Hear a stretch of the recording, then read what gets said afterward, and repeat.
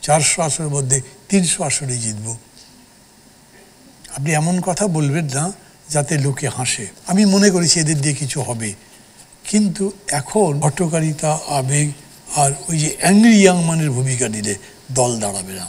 They have to be matured. আমি একটা ঘটনা বলি, এটা ঘটনা না, আমার নিজের বিষয়। আমি 72 সালে চট্টগ্রাম বিশ্ববিদ্যালয় কেন্দ্রীয় ছাত্র সংসদ চাকসুর সাধারণ সম্পাদক হয়েছিলাম। 73 সালে বাংলাদেশ ছাত্রলীগের সেক্রেটারি হয়েছিলাম। তারপরে 79-তে এসে আমি জেলে ছিলাম, 78-এ সম্মেলন সংগঠনে প্রেসিডেন্ট হয়েছিলাম। সেই সময় বাংলাদেশের সবগুলো ইউনিভার্সিটি ছাত্র সংসদে আমরা জিতেছিলাম, সবগুলো বড় কলেজে আমরা জিতেছিলাম, জাসদ ছাত্রলীগ। আমাদের ডাকে তখন মুজিববাদ বলে কিছু ছিল টিল, আওয়ামী লীগে আমাদের সামনে দাঁড়াতে পারতো না ইউনিভার্সিটিতে, অন্য জায়গাতে। সেই দল জাসদ, এত বড় দল এখন নাই। আমাদের সাথে সমস্ত যুব সমাজ, ছাত্র সমাজ ছিল। তাও এখন বাংলাদেশের রাজনীতিতে আমরা প্রায় নাই হয়ে গেছি। আমাদের খুব গরম ছিল, লড়াই লড়াই লড়াই চাই, লড়াই করে বাঁচতে চাই স্লোগান দিতাম, বৈজ্ঞানিক সমাজতন্ত্র বলতাম। পারলাম না কেন? কারণ হচ্ছে রাজনীতিকে ঠান্ডা মাথায় বুঝে শুনে সামনে অগ্রসর হওয়ার কাজটা করতে পারিনি। আমি এই এনসিপির মধ্যে বেশ অসংলগ্নতা দেখি কথাবার্তায়। এক নেতা একটা বলে, আর নেতা তাকে বিরোধিতা করে কথা বলে। এগুলো আমাদের নলেজের মধ্যে আসে না।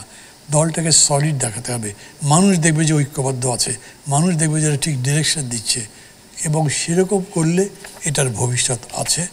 হঠকারিতা, আবেগ আর ওই যে অ্যাংরি ইয়াং ম্যানের ভূমিকা নিলে দল দাঁড়াবে না। আমরা 7 ভাই 4 বোন, 2 জন মারা গেছেন তাও কিছুদিন আগে। এরা প্রায় সবাই ঢাকায় থাকেন। এদের যে ছেলে মেয়ে আছে তরুণ, তারা একদিন আমার সাথে তারা কথা বলতে দিল। একটা ফ্যামিলি গ্যাদারিং মধ্যে জিজ্ঞেস করছে, তুমি কি মনে করো এই যে নতুন দল হচ্ছে, এরাও কি আওয়ামী লীগ বিএনপির মতো করবে? আমি বললাম, আমাকে জিজ্ঞেস করছো করো, তোমরা বলো। বললো, আমরা তো বুঝতে পারছি না। আমি যারা এই দলটা করছেন তাদেরকে বলবো, এদের সঙ্গে আরও যোগাযোগ করেন। এরকম নয় যে কেবল ডক্টর ইউনূসের আশীর্বাদ পেলেই দল দাঁড়িয়ে যাবে। তরুণরা সত্যি সত্যি কাদের দিকে আকৃষ্ট, তো আপনারা বলবেন, আমি কি বলবো, আপনারা জানেন। খুবই আকৃষ্ট হয়েছিল তারা, ওদের কথা বলছে, আমি আকৃষ্ট হয়েছিলাম। আমি মনে করেছি এদের দিয়ে কিছু হবে, কিন্তু এখন ধরেন এরকম করে আপনার নিজের এলাকায় দেখেন, ফেব্রুয়ারিতে যে নির্বাচন হবে সেখানে এনসিপি কাকে ক্যান্ডিডেট দেবে, দিতে পারবে? ভালো ক্যান্ডিডেট আছে? নিজে খোঁজ করেন। 10 জন বন্ধু মিলে এটা ঠিক করে একটা প্রজেক্ট, আমরা আমাদের এলাকায় দেখি কি আছে, 10 জন মিলে আবার একসাথে বসে নিজেরা পর্যালোচনা করেন এই 10 জায়গার রেজাল্ট কি দেখেছেন, তার বিপক্ষে কোন ক্যান্ডিডেট আছে পাওয়ারফুল বা দুর্বল, মনে হয় যে ওই ক্যান্ডিডেট জিতবে। তারা বক্তৃতা করছে না, 400 আসনের মধ্যে 300 আসনে জিতব। আপনি এমন কথা বলবেন না যাতে লোকে হাসে, বরঞ্চ আপনি বলেন একদম প্র্যাকটিক্যালি, যে কথাটা সত্যি বাস্তবে আছে। আপনি আশার কথা বলেন বড় অনেক, আপনি বলেন আজ না পারি কাল আমি সমস্ত দেশ বদলে দেবো, বলতেই পারেন আপনি, মানুষ এটা বিশ্বাস করবে। কিন্তু ওই বিষয়গুলো আমি আবার বলি, আপনারা নিজেরাই বুঝতে পারবেন। নির্বাচন কমিশন তো অনেক বড় ব্যাপার, 5 জন মিলেই তো নির্বাচন কমিশন না। থানাতে যে ভোট করে, এক একটা নির্বাচন কেন্দ্রে যারা প্রিজাইডিং অফিসার, পোলিং অফিসার, তারাও তো নির্বাচন কমিশনের পার্ট। তাদের উপরে চাপ হতে পারে?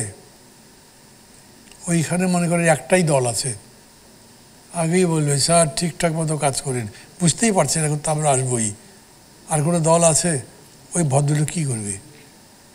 এরকম একটা ব্যাপার হয়ে গেছে। এক বাদ দ্বিতীয়, একজনই আছে, একটাই আছে।